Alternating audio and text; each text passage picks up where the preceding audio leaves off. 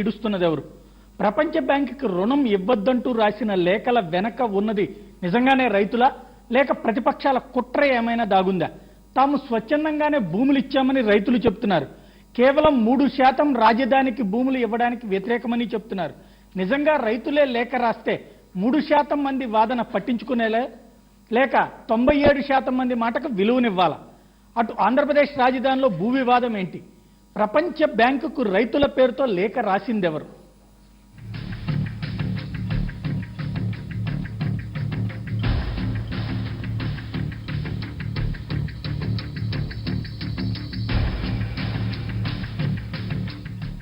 ఆంధ్రప్రదేశ్ రాష్ట్ర రాజధాని అమరావతి నిర్మాణానికి అక్కడ మౌలిక వసతుల కల్పనకు విరాళాలు సేకరించిన నేపథ్యం ఆ రాష్ట్ర ప్రభుత్వానిది.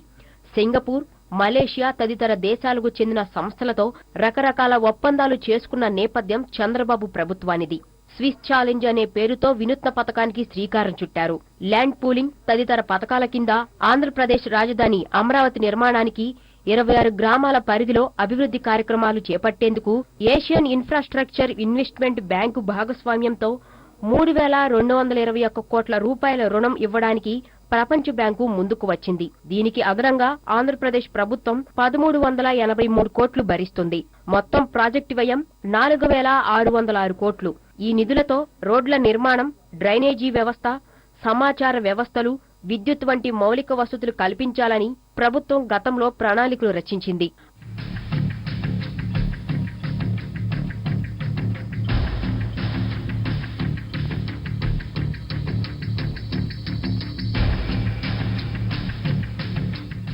Amaravati planning institute and urban arts commission అనే సంస్థను ఏర్పాటు చేసి రాజధాని నిర్మాణానికి సాంకేతిక సహకారం, వ్యూహాత్మక మదింపు వంటి సాయం చేయాలని ప్రపంచ బ్యాంకు నిర్ణయించింది.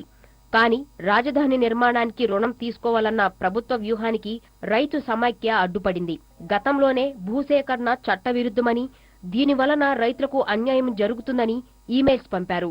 అప్పట్లో రుణ మంజూరుపై సంప్రదింపులు ప్రాథమిక స్థాయిలో ఉండటంతో ఫిర్యాదును ప్రపంచ బ్యాంకు పక్కనబెట్టింది. అయితే ఇప్పుడు ఈ రుణ ప్రక్రియ తుది దశకు చేరుకోవడంతో మరోసారి ప్రపంచ బ్యాంకుకు ఫిర్యాదు అందింది.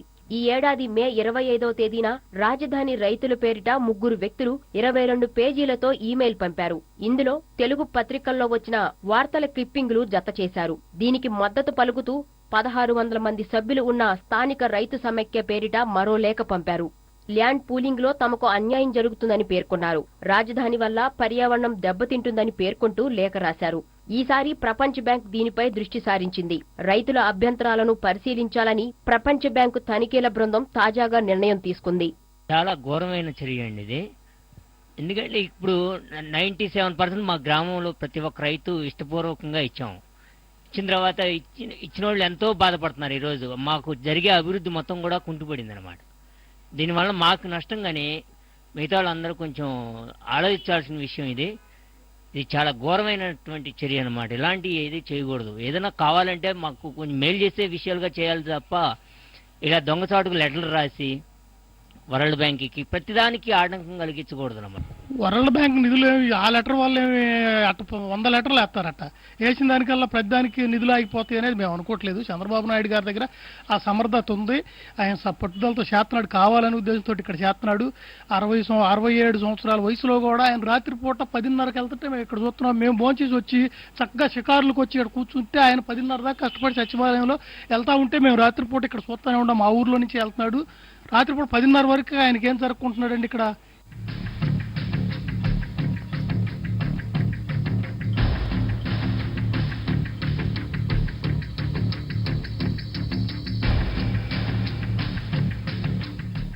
కాంగ్రెస్ తీసుకోవాలి.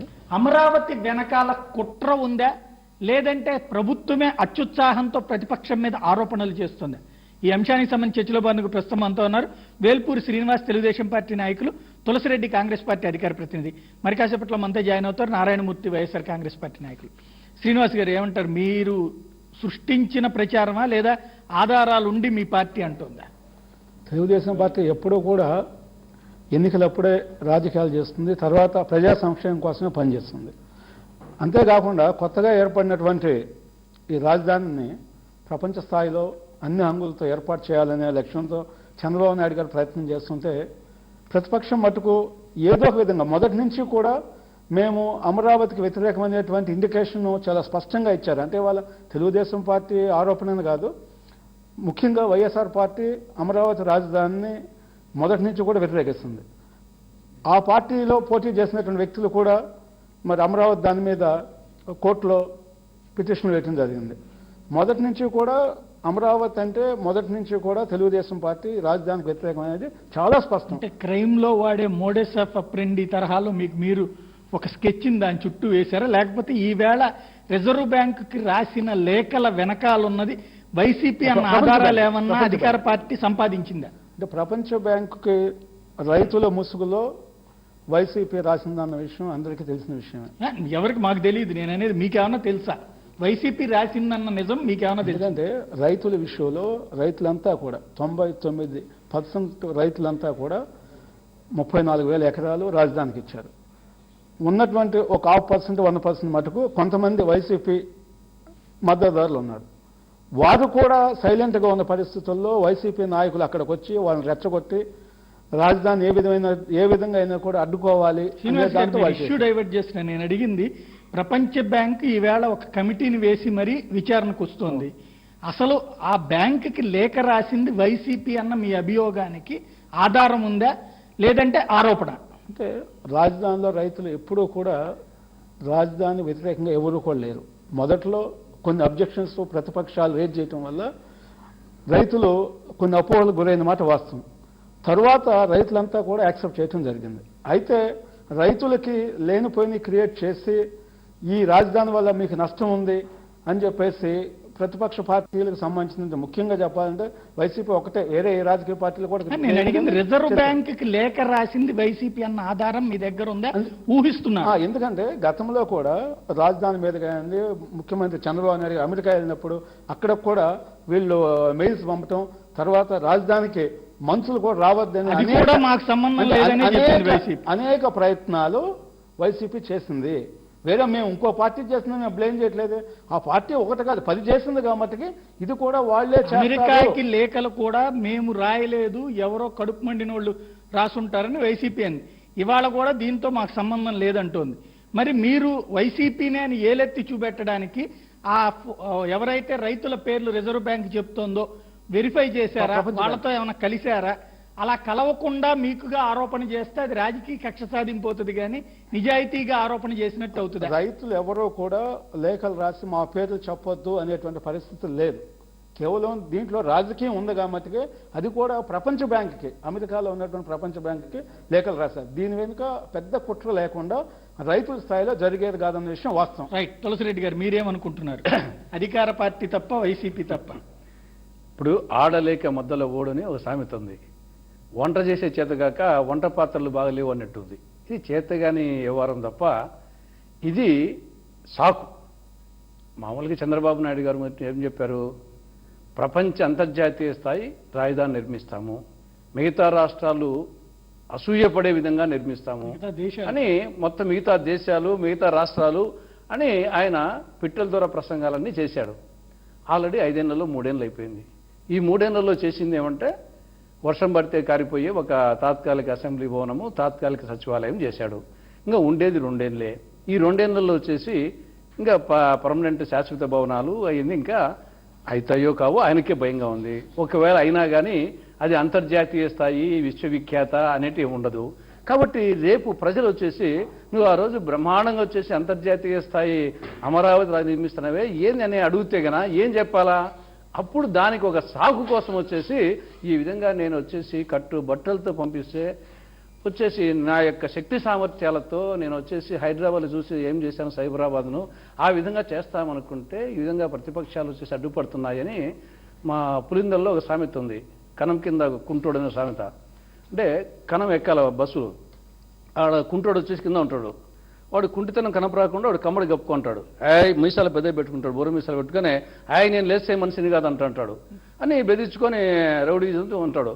ఒకనికి ఇది తెలిసింది కుంటోడు అని చెప్పేసి, రౌడీ లేస్తే మనిషిని కాదన్నప్పుడు లేరా అన్నాడు.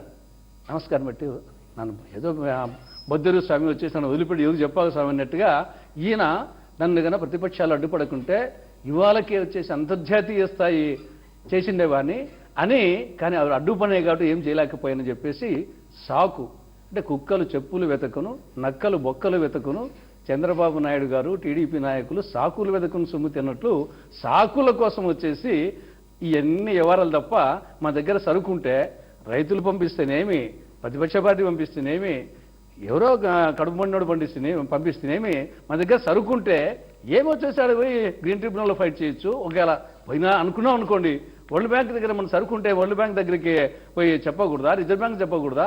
రైట్. నారాయణమూర్తి గారు ఏమంటారు? వైసీపీనే ఈ లెటర్లు రాయించింది అనేది ప్రధానమైన అభియోగం. రాయించామని ఒప్పుకుంటారా? ఇప్పుడు మేము రాయలేదు అని చెప్పేసి ఇంతకుముందు చెప్పాము, మళ్ళీ చెప్తున్నాం. మొన్న సీఎం గారు అమెరికా వెళ్ళినప్పుడు కూడా మేము ఏదో ఈమెయిల్ పెట్టామని చెప్పారు, దాని మీద ఏదో చేస్తామన్నారు. ఏమన్నా అయిందా చివరికి? తాటాకు చెప్పుళ్ళే అయింది కదా అక్కడ. తర్వాత మొన్న మళ్ళీ ఇంకొకటి ఏదో ట్రిబ్యునల్లో వేశారని చెప్పి చెప్పుకొచ్చారు రైతులు. వేస్తారండి, కడుపుమన్నాడు ఏడా వేసినప్పుడు అది తప్పైతే మీరు అక్కడ ప్రూవ్ చేసుకోండి. ప్రూవ్ చేసుకునేది అమ్మున్నప్పుడు మీరు ఎందుకు అసలు బాధపడుతున్నారు నాకు అర్థం కావట్లా. అసలు వేసింది ఎవడో తెలియదు. అసలు మీరు తప్పే చేయలేదు అనుకున్నప్పుడు 1,00,000 మంది ఏమనండి, మీకెందుకు భయం? మీరు బయటకు వస్తారండి, మీకు ఇది ఉంది కదా. మీరు తప్పు చేయడానికి అమెరికా వెళ్ళి ఉండకపోతే అమెరికాలో ఎవడో మెయిల్ పెడితే మిమ్మల్ని ఎవడో ఏం చేస్తాడు? మీరు హాయిగా తిరిగి వస్తారు కదా. మీరు ఎందుకైతే వెళ్ళారో ఆ పని చూసుకొని హాయిగా వచ్చేస్తారు. అది తప్పు కానప్పుడు, అది ప్రజల గురించి మీరు వెళ్ళనప్పుడు, ప్రజల గురించి వెళ్ళుంటే మీరు భయపడరు. ప్రజల గురించి వెళ్ళలేదు కూడా మీరు భయపడ్డారు, మీ సొంత పనుల గురించి వెళ్ళారు కాబట్టి. నేనేమన్నా అంటే ఇవాళ ప్రతి దానికి అభివృద్ధిగా ఆటంకం అనేటువంటి ఒక తోక పట్టుకొని మీరు ఏదో కుక్క తోక పట్టుకొని సముద్రం ఈదినట్టుగా లేదంటే గోదావరి ఈదినట్టుగా అభివృద్ధి అని ఒక పదాన్ని పట్టుకుంటున్నారు. అసలు అభివృద్ధి లేదు మగడా అంటే అభివృద్ధికి వ్యతిరేకం పడుతున్నారు, అభివృద్ధి అడ్డుపడుతున్నారు, అభివృద్ధికి ఆటంకం కలిగిస్తున్నారు. ఇవన్నీ ఎందుకు మాట్లాడుతున్నా నాకు అర్థం కావట్లా. అసలు అభివృద్ధి ఎక్కడ జరుగుతుంది? రాజశేఖర రెడ్డి గారు అప్పుడు 32 లక్షల ఎకరాలు అందరికీ పేదలకి హక్కులు కానివ్వండి, పంపడం కానివ్వండి, ఇంకోటి కానివ్వండి, గిరిజనులకు కానివ్వండి, హరిజనులకు కానివ్వండి అన్ని చేసుకుంటూ వస్తే మీరు 32,000 ఎకరాలు భూములు లాక్కొని ఆ చరిత్రలు సృష్టించారు. మీరు ఏమనంటే మేము 32 ఎకరాలు మేము లాక్కున్నాం తెలుసా? ప్రపంచంలో ఎవడన్నా లాక్కున్నాడా? లేదా భారతదేశంలో ఏ రాష్ట్రంలో ఎవడైనా లాక్కున్నాడు, ఏ సీఎం అయినా లాక్కున్నాడా అనే పద్ధతిలో మీరు ఏదో మీసాలు తిప్పుతూ ప్రజలకు చూపిస్తున్నారు. అది ఘనకార్యంలాగా పొట్టలు కొట్టారు 32 లక్షల మంది. ఇక్కడ ఒక్క మాట అండి మూర్తి గారు, ఒక్క నిమిషం మూర్తి గారు, ఒక్క మాట నేను అనేది అలాగే మూర్తి గారు రాసిన ఎందుకు భయపడతారు? ఒక్క మాట రాశారు అనుకుందాం. ఇప్పుడు ఒక్క మాట నేను అడిగేది ఒక్కసారి వినండి, ఒక్కసారి వినండి. ఇప్పుడు 32,000 34,000 ఎకరాలు రైతులు ఆ ఇచ్చిన వాళ్ళు అయితే ఎవరు ఫీల్ కావట్లా. ఇవ్వనటువంటి వాళ్ళు ఉన్నారు, ఒక 5,000 ఎకరాల వాళ్ళ కంప్లైంట్ ఉంది, అది నడుస్తూనే ఉంది. ఇక్కడ ఈ 35,000 వాళ్ళని దోచారన్నది మీ అభియోగం. ఒక్క మాట నేననేది ఒక్క మాట 5,000 మంది లేరు అక్కడ. 5,000 ఎకరాలు అంటున్నా నేను. ఉండేది 5,000 ఎకరాలకి సంబంధించి రైట్. ఇప్పుడు ఇచ్చిన వాళ్ళ దగ్గర ఒకటి ఉంటుంది, ఇవ్వనోళ్ళ దగ్గర ఉంటుంది. మన టైంలో లేపాక్షి తీసుకున్నాం, లేకపోతే వాన్పిక్ తీసుకున్నాం, అప్పుడు వీళ్ళు వెళ్ళి గొడవ చేసి వచ్చారు, ఇప్పుడు మీరు వెళ్ళి గొడవ చేస్తున్నారు. అక్కడ దేశానికి అయితే లాక్కోవడం ఎవరిదావో వాళ్ళు తీసుకుంటూనే ఉన్నారు. ఇక్కడ ఇచ్చేశారు. ఒక్క మాట మూర్తి గారు గవర్నమెంట్ తీసుకునే ఇంకోళ్ళకి ఇచ్చింది, అంతేగాని వాళ్ళు సొంతగా తీసుకోవడానికి. ఇక్కడ మీరు నేరుగా చెప్పాల్సింది లెటర్ రాయడం వెనకాల మీకేమన్నా పాత్ర ఉందా? లేదు అసలు అమరావతిని అక్కడ కట్టడానికి ఇష్టం లేకనే వైసీపీ కుట్రలు చేస్తోందన్న ఆరోపణకి మీ సమాధానం ఏంటి? మేము రాజధానికి ఎప్పుడు వ్యతిరేకం కాదని ఎప్పుడో చెప్పారు జగన్ గారు. దాన్ని మళ్ళీ మొదలు తీసుకొస్తున్నారు మీరు. రెండోది, అసలు మేము రాయాల్సిన అవసరం, ఇప్పుడు మేము పోరాటం చేస్తున్నాం బహిర్గతంగా, బయటే రోడ్ల మీద పోరాటం చేయడానికి మీద మీ రాజధానిలో జరిగే లోపభూయిష్టమైన సేకరణ కానివ్వండి, భూసేకరణ కానివ్వండి, లేదంటే మీరు అడ్డుగోలు ఏదైతే అన్యాయాలు చేస్తున్నారో, అక్కడ అక్రమాలు చేస్తున్నారో, అలాట్మెంట్స్ కానివ్వండి, ఇంకోటి కానివ్వండి, అసలు చెందాల్సినట్టు చెందలేదు. ఆ ఊళ్ళో ఉన్న వాళ్ళకి లేదు, దాంట్లో ఆ పరిధిలో ఉన్న వాళ్ళకి అసలు ఏ ప్లాట్లు, పెద్ద ప్లాట్లు దొరకనే లేదు. మీరు ప్రైమ్ లొకాలిటీలో ఉన్న కమర్షియల్ ప్లాట్లు అన్ని ఎవరి పేరు మీద ఉన్నాయో ఆల్రెడీ బహిర్గతమైంది. మీ టీవీలో కూడా మేము చూసాం. ఎవరెవరికి ఎన్ని వేల గజాలు ఎకరాలు అవుతాయి. 1000 గజాలు 200 ఫీట్కి 100 ఫీట్కి ఎవరెవరి పేరు మీద రిజిస్ట్రేషన్ అయ్యో, అలాట్మెంట్లు అయ్యో కూడా మీరు బహిర్గతం చేశారు. మేము చూసాం. దాని గురించే మాట్లాడాం.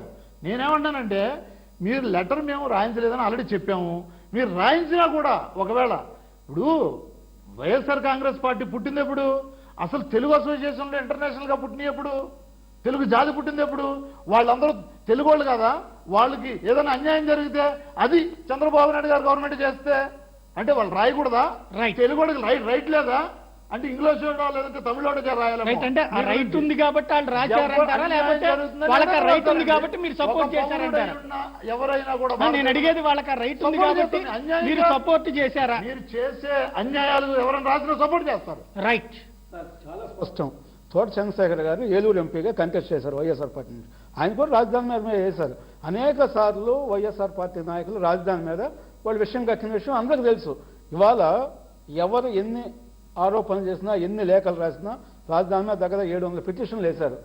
అది ఎవరు వేశారో కూడా రాష్ట్రం అందరికీ తెలుసు. అయితే ప్రపంచ బ్యాంకు రుణం వస్తుంది 3,220 కోట్ల రూపాయలు. అయితే వీళ్ళేంటంటే ఈ రుణాలు రాకుండా ఎగ్గొట్టి రాజధాని కంప్లీట్ కాకపోతే చంద్రబాబు నాయుడు గారు చేయలేకపోయారనేటువంటి కేవలం ఒక ఆరోపణ చేయాలనే ఉద్దేశంతో తప్పితే రాజధానికి సహకరించాలి, రాష్ట్ర అభివృద్ధి విషయంలో మటుకు ఎప్పుడూ కూడా వైఎస్ఆర్ పార్టీ ఏ రోజు కూడా సహకరించలేదు. మేము కోరుకునేది ఏంటంటే మీరు ప్రతిపక్షంగా, బాధ్యతాయుతమైన ప్రతిపక్షంగా ఎక్కడైనా పొరపాట్లు జరిగితే మీరు సలహాలు ఇవ్వండి. అది ఏ రాజకీయ పార్టీ అయినా పాటిస్తాం. అంతే తప్పితే లేదు మీరు క్రియేట్ చేస్తారు. విశాఖపట్నంలో కూడా వేరంగా చేస్తే అక్కడ లక్షల కోట్ల రూపాయలు పెట్టుబడులు వస్తాయి. అక్కడ అంటే రాష్ట్రంలో ఏ రాష్ట్రం ప్రశాంతంగా ఉంటే పెట్టుబడులు వస్తాయి. అట్లా లేకుండా రాజకీయంగా డిస్టర్బెన్స్ చేయాలి, రాష్ట్రం అభివృద్ధి చెందకూడదు. మరి నిజంగా రాష్ట్ర విభజన సమయంలో రాజధాని డిక్లేర్ చేయలేదు. ఆ బాధ్యత కూడా మేము తీసుకున్నాం. ఒక్క నిమిషం మూర్తి గారు 1 by 1 మాట్లాడండి, అర్థమవుతుంది. శ్రీనివాస్ గారు ఒక్క నిమిషం. ఈవేళ 3 ఏళ్లలో ఇప్పుడు ప్రపంచ బ్యాంక్ కోసం అయితే మనం ఆగలేదు. ఇప్పుడు ఫస్ట్ 1 year తీసుకోవడానికి టైం పట్టింది అనుకుందాం. ఈ 2 ఏళ్లలో 34,000 ఎకరాలు చేతిలో పెట్టుకుని మనం ఎందుకు కనీస మాత్రపు మౌలిక సదుపాయాలు కల్పించుకోలేకపోయాం? ఎందుకని అక్కడ ఏమాత్రపు రాజధాని వర్క్స్ ప్రారంభించలేకపోయాం? కేవలం సెక్రటేరియట్ కట్టడం, అది కూడా ఏంటనేది చూశారు. అది తప్పించి ఇంకొకటి 2 ఏళ్లు పట్టింది మనకి. 2 ఏళ్లలో కూడా ఇంకా మొత్తం ఓపెన్ గా డ్రై ల్యాండ్ లాగా పంటలు పండేటువంటి ల్యాండ్ను చూపెట్టి ప్రజలకి దాన్ని ఎవరో ఆపేశారు అని చెప్తే నమ్ముతారా? అంటే ఒక విషయం మీకు తెలియదు, మొదటి నుంచి కూడా వాళ్ళు మా సెక్రటేరియట్ కట్టుకున్నాము, మన కట్టుబట్టలతో పంపించాల్సిన విషయం మీకు తెలుసు. రాజధాని చేసుకున్నాము. రాజధాని చేసేటప్పుడు కూడా ఈ రోజు వరకు కూడా అనేక రకాలుగా మరి ప్రతిపక్ష పార్టీ అడ్డుపడుతూ ప్రతిపక్షం వచ్చి అక్కడ కూర్చున్న ఆపగలిగేది ఏం లేదు. మీరు కట్టకుండా బ్లేమ్ గేమ్ ఎందుకు నడుపుతారు? కట్టకుండా ఆల్రెడీ ఎవరన్నా కట్టద్దని కన్స్ట్రక్షన్ జరిగింది. కథమా అన్ని కూడా ప్లాన్స్ చేసి, ఎందుకంటే వాళ్ళు రాజధాని అనగానే అన్ని వస్తువులు కావాలి. ఇవాళ కేవలం ఒక రోడ్లే కాదు, రోడ్లు కూడా వేయటం జరిగింది. అంటే ఈ 5 ఏళ్లలో నేనేమంటున్నా అంటే ఇప్పుడు స్టార్ట్ అయింది, అన్ని కూడా ప్లాన్స్ కూడా అప్రూవ్ చేసి వర్క్ జరుగుతుంది. ఈ పరిస్థితుల్లో వాంటెడ్గా ప్రపంచ బ్యాంక్ ఇచ్చే రుణాన్ని కూడా ఆపటానికి కుట్ర జరిగింది. అంటే మేము మా నిజాయితీ, ప్రభుత్వ నిజాయితీ ఏంటో, చంద్రబాబు గారి నిజాయితీ ఏంటో అందరికీ తెలుసు. అక్కడ వర్క్ జరుగుతుంది. అయితే ప్రతిపక్ష పార్టీలు ఏంటంటే ఏ పరిస్థితుల్లో కూడా రాజధానిని అడ్డుకొని ఈ రాజధాని కట్టలేదు తెలుగుదేశం పార్టీ అనేటువంటిది ఒక బ్లేమ్ చేయడం తప్పితే అడిగేది ఒక్కటి, వాళ్ళు ఆపుతారన్నారు. పోనీ ఓకే, వాళ్ళు ఆపుతున్నారు కాబట్టి మీరు ఆపారంటారా, లేకపోతే మీరు కట్టడంలో దీనికి సంబంధించిన ప్రణాళికలు పూర్తి చేయడంలో ఆలస్యమైందంట? ఆ ప్రణాళికలు అంటే 4 కన్సల్టెన్సీని పిలవటం, అందరితో మాట్లాడటం, ఇప్పుడు ఒక లెవెల్ ఒక షేప్కి వచ్చి ఫైనల్ అయింది, అది స్టార్ట్ చేస్తున్నారు. అది రైట్. ఏమంటారు తులసి రెడ్డి? ఇప్పుడు రాజధాని నిర్మించాలంటే 2 కావాలా. 1 భూమి కావాలా, 2 నిధులు కావాలా. భూమికి సంబంధించి ఆల్రెడీ 29 గ్రామాల్లో 53,749 ఎకరాలు అవసరం అనుకుంటే దాంట్లో 14,790 ఎకరాలు గవర్నమెంట్ భూమి ఉంది. ఆల్రెడీ ఉంది, గవర్నమెంట్దే 14,790 ఎకరాలు గవర్నమెంట్ ఉంది. మిగతా ప్రైవేటు భూమి 38,957 ఎకరాల్లో 33,000 ఎకరాలు సమీకరణ ద్వారా సేకరించారు. ఇంకా మీరు చెప్పినట్లు 5,000 ఎకరాలు ఉంది. కాబట్టి ఆల్రెడీ గవర్నమెంట్ భూమే 14,790 ఎకరాలు గవర్నమెంట్ భూమి ఉంది. అది కాక విభజన చట్టంలో సెక్షన్ 94 సబ్ సెక్షన్ 4 ఏం చెప్తా ఉంది? The central government shall facilitate the creation of a new capital for the successor state of Andhra Pradesh if consider necessary by డీనోటిఫైయింగ్ degraded forest land. దాని ప్రకారంగా 20,000 ఎకరాలకు మీరు అడిగారు. కాబట్టి ఆల్రెడీ మీ చేతిలో చేసింది. కాబట్టి ఆల్రెడీ మీ చేతిలో 14,790 ఎకరాలు గవర్నమెంట్ భూమి ఉంది. 33,000 ఎకరాలు వచ్చేసి ప్రైవేట్ భూమి ఉంది, ప్లస్ 20,000 ఎకరాలు డీనోటిఫైడ్ భూమి ఉంది. మనం హైదరాబాద్లో సమైక్య ఆంధ్రప్రదేశ్ రాజధానికి సంబంధించినటువంటి Raj Bhavan, high court, secretariat, assembly, council మిగతా అన్ని కలిసి కూడా ఒక 1000 ఎకరాలు లేదు. కర్ణాటకలో విధానసభ అనేది దేశంలోనే ఒక అత్యున్నతమైనటువంటి రాజధానిగా దాన్ని భావిస్తారు, దానికే 1000 ఎకరాల లోపల ఉంది. కాబట్టి ఆల్రెడీ మీ చేతిలో దేశంలోని 15-16 రాష్ట్రాలకు రాజధాని నిర్మించేటంత భూమి చేతిలో ఉంది. కాబట్టి భూమి ఉంది. ఇక రెండవది నిధులకు సంబంధించి మళ్ళీ అగైన్ సెక్షన్ 94 సబ్ సెక్షన్ 3 ఏం చెప్తా ఉంది? The central government shall provide special financial support for the creation of essential facilities in the new capital of the successor state of Andhra Pradesh, including the Raj Bhavan, High Court, Government Secretariat, Legislative Assembly, Legislative Council and such other essential infrastructure. కాబట్టి government of India shall డబ్బులు మనకి ఇవ్వాలి. Already 2,500 కోట్లు ఇచ్చారు.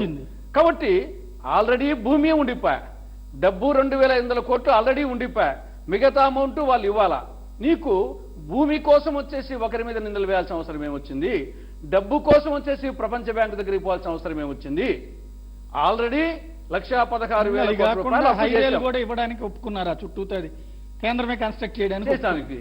కాబట్టి already 1,16,000 కోట్ల రూపాయలు 4 ఏళ్లలో అప్పు చేశావు. గతంలో 58 సంవత్సరాల్లో నీలం సంజీవ్ రెడ్డి మొదలుకొని కిరణ్ కుమార్ రెడ్డి వరకు 15 మంది ముఖ్యమంత్రుల కాలంలో 58 సంవత్సరాల్లో 1,00,000 కోట్ల అప్పు ఆంధ్రప్రదేశ్ వాటాగా వస్తే ఈ ఒక్క ముఖ్యమంత్రి కాలంలో ఈ 3 సంవత్సరాల్లో 1,16,000 కోట్లు అప్పయింది. ఎవరిది? అది అలా ప్రజలు కట్టాల్సిందే కదా. నువ్వు ప్రపంచ బ్యాంకు తెచ్చినా, ఇంకోటి తెచ్చినా మళ్ళా ప్రజల మీద ఇప్పటికే వచ్చేసి ఓడి సంవత్సరానికి సగం రోజులు పైగా ఓడిపోతున్నావు. ఆ అప్పు వచ్చేసేసి ఓవరాల్ జిఎస్డిపిలో 24.3% కంటే ఎక్కువ ఉండకూడదు. ఆల్రెడీ 32.11%కు పోయాం. కాబట్టి ఎందుకు కేంద్రం నిధులు ఇవ్వాల్సిన అవసరం ఉంది? ఆల్రెడీ కొంత ఇచ్చింది, భూమి సఫిషియెంట్ భూమి ఉంది. ఇప్పుడు ఇంకా వేరే నీకు ఆలోచన ఆపుతున్నారన్నారు మీరు, వైసీపీ లాంటి వాళ్ళు అందరూ ఆపుతున్నారని చెప్తున్నారు. నేను చెప్తాను, ఆ పిటిషన్ల వల్లే పని ఆగిపోయిందంటే గవర్నమెంట్ ఉంది కదంట. 700 ఒకవేళ దానికి చూసుకుండొచ్చు. గవర్నమెంట్ పార్టీ చేయాల్సిన పని మేము చేస్తున్నాం. ఓకే, 700 పిటిషన్లో ఒక్క పిటిషన్ మీదనన్నా మీరు రాజధాని కట్టద్దన్న స్టే ఎవరన్నా ఇచ్చారా? స్టే ఇవ్వలేదు. అయితే మరి ఇంకా స్టే ఇవ్వనప్పుడు ఇంకేంటి ప్రాబ్లం? అలా కాదండి, ఒక మాట నేననేది కూడా అలా కాదు. 1,00,000 మంది పిటిషన్లు ఇవ్వనేయండి, స్టే ఇస్తే హైకోర్టు, సుప్రీంకోర్టు, కేంద్ర ప్రభుత్వం మీరు చెప్పినటువంటి విధంగా పోనీ ఏ ప్రపంచ బ్యాంకు వాళ్ళు మీరు కట్టద్దని చెప్తే, అసలు ప్రపంచ బ్యాంకు కూడా చెబుతూ నువ్వెవడరా కట్టద్దానికని అడిగే అధికారం మనకుంది, వాడేవాడు చెప్పడానికి. ఇక్కడ భారతదేశంలో ఉన్న న్యాయ వ్యవస్థకు అనుగుణమైన ఏ విభాగము కూడా మిమ్మల్ని కట్టద్దని చెప్పాల. అట్టేటప్పుడు మీరు కట్టకుండా చేతిలో డబ్బులు పెట్టుకుని ఇంకో పక్కన చుట్టూ హైవేలు వేసుకోండి బాబు మేము ఇస్తాం 68,000 కోట్లని గడ్కరీ ఇచ్చి ఆల్రెడీ ఆ డబ్బులతో రోడ్లు మచిలీపట్నం హైవే వేస్తున్నారు. అదేదో రాజధానిలో హైవేలు వేయించుకోవచ్చు. చేతులు అన్ని ఉంచుకుని ఏం చేయకుండా వాళ్ళ వల్ల కావట్లేదు, వాళ్ళు కాగితాలు రాశారు కాబట్టి కావట్లేదు అంటే మొదటి నుంచి కూడా ప్రభుత్వం చిత్తశుద్ధితో పనిచేస్తుంది. ఎలా? ఎవరు నమ్మాలి? అయితే ఎలా నమ్మాలి? అయితే ప్రతిపక్ష పార్టీలు అడ్డుకున్న విషయం తులసిరెడ్డి గారు తెలుసు. అయితే ఇక్కడ జరుగుతుంది ఏంటంటే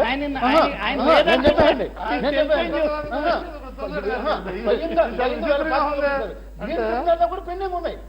అయితే 2019 గ్రీన్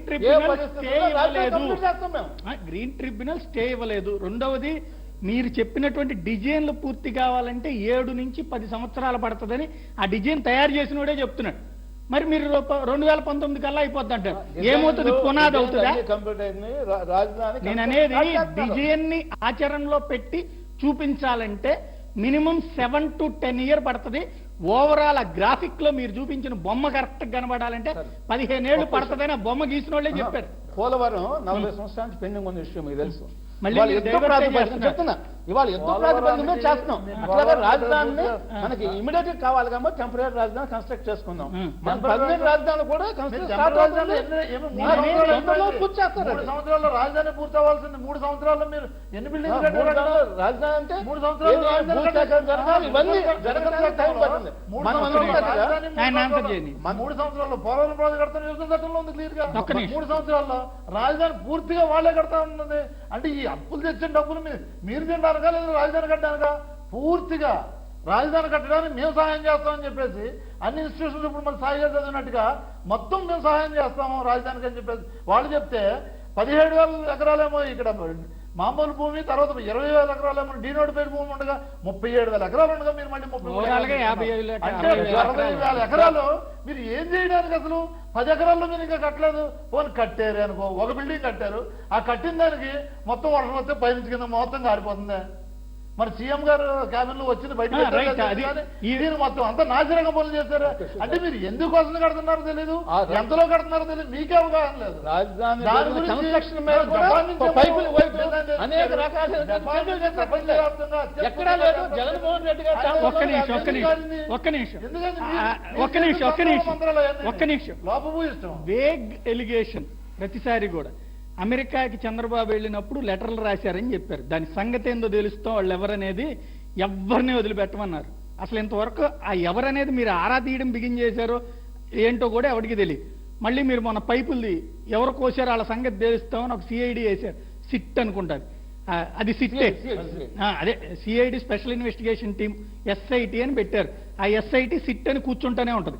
ఇప్పుడు మళ్ళీ దీని మీద రాయేస్తున్నారు. అంటే మీ ఆరోపణల్లో ఒక్క మాట నేను అనేది అధికార యంత్రాంగం మొత్తం మీ చేతిలో ఉంది. పోలీస్ ఇన్వెస్టిగేషన్, మీరు సిట్టో స్టాండో అందరూ మీ చేతిలోనే ఉన్నారు.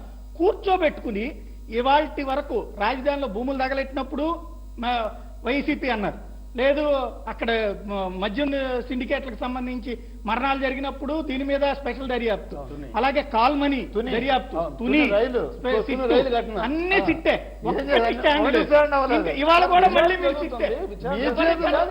ఎన్నేళ్ళు పడుతుంది?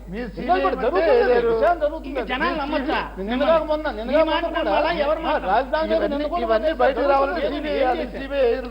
ఏం చేశారు రాజధాని? రిపోర్ట్ రాలేదండి, సిఐడి దాంట్లో ఉంది. అనేది ప్రభుత్వం చేతిలో ఎదురుగుండా పెట్టుకుని ప్రభుత్వం చేతిలో ఉన్న ఉదయం అనుకుంటే సాయంత్రం చేశారు కదా. ఆధారాలు సేకరించడానికి ఎన్నేళ్ళు పడుతుంది? ఇన్వెస్టిగేషన్ మనం ప్రభావితం చేయకూడదు. ప్రభావితం మీరు చేయొద్దు, వాళ్ళు ప్రభావితంగా పనిచేయాలి కదా. వాళ్ళు డెఫినెట్ చేస్తారు, వాళ్ళు మనం పని చేయగలగా.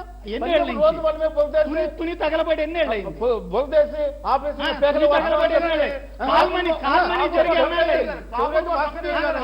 జరిగి ఎన్నాళ్ళైంది? ఏమైంది అది? వాటిట్లో కృష్ణారెడ్డి గారు నిన్న పెనుమాకలో ఆఫీస్ మీద దోషం చేసి వాళ్ళు సాటిస్తూ ఉంటారు. ఏమన్నా ఆఫీస్ వాళ్ళు పనులు చేసుకున్నారు. దాంట్లో ఆయన అరెస్ట్ చేయడానికి you have the right. But ఆ టైంలో ఏం చేయాల? దాన్ని వీడియోలో చూపెట్టి మీరు దాని మీద హడావిడి చేస్తున్నారు. గవర్నమెంట్ అయ్యి ఉండి ఆయన గొడవ చేస్తే అరెస్ట్ చేసి మీ పని మీరు చేసుకోండి. ఇక్కడ మీ పనిని ఆపేటువంటి అధికారం భారతదేశంలో ఎవరికి లేదు, ఇంక్లూడింగ్ ప్రధానమంత్రి. మీరు మీ పని మీరు చేయకుండా వాళ్ళ మీద ప్రభుత్వం కక్ష సాధింపుగా చేసేది కాదు. గతంలో ఉన్న ప్రభుత్వాలు కక్ష సాధింపు పెట్టారు. మీరు ఆ మాట చెబితే జనాలు నమ్ముతారు అని మీరు నమ్ముతున్నారు. మీరు రాజధానిలో తోటలు తగలబడ్డం కానీ, రైలు విషయం కానీ, ఇంకో విషయం కానీ ప్రభుత్వం చేసింది కాబట్టి ఇవాళ మీరు మాట్లాడలేదు. రైలు విషయంలో వైఎస్ఆర్ పార్టీ కరుణాకర్ రెడ్డి అని ఒక మాట, కరుణాకర్ రెడ్డి అని మీ మంత్రులు అందరూ చెప్పారు. ఇంతవరకు ఎంట్రుక మొనంత ఆధారం కూడా సేకరించాల. ఆయన అక్కడికి వెళ్ళొచ్చారు కాబట్టి అదే టైంలో చినరాజప్ప మరి ఆయన పేరు కూడా చెప్పొచ్చు కదా.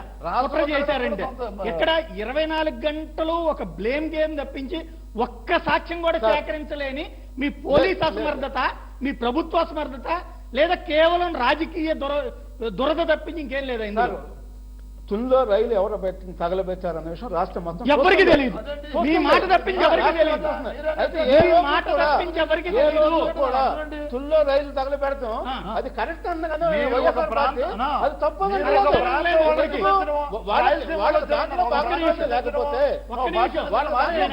లేకపోతే అది కరెక్ట్ పట్టుకోలేకపోతున్నారు అంటున్నా. దొంగల్ని పట్టుకోలేకుండా 24 గంటలు రాజకీయ ఉపన్యాసాలు ఇస్తే జనం నమ్ముతారా? దొంగల పార్టీ పోలీస్ డిపార్ట్మెంట్ ఉందండి. అదే అది ఎందుకు చేత కావట్లా? అక్కడి చేతకాని పోలీస్ శాఖతో మీరు ఎట్టా పని చేయించుకుంటారు? అనేక మిమ్మల్ని ఇంకెట్లా లేదు, నమ్ముతారు? అనేక వాళ్ళతో మంది- పని చేయించడం చేత అనేక మంది అరెస్ట్ చేశారు దాంట్లో. ఎవరిని? ఏది తుని దాంట్లో ఎవరిని? అనేక మంది అరెస్ట్ చేశారు. ఎవరిని?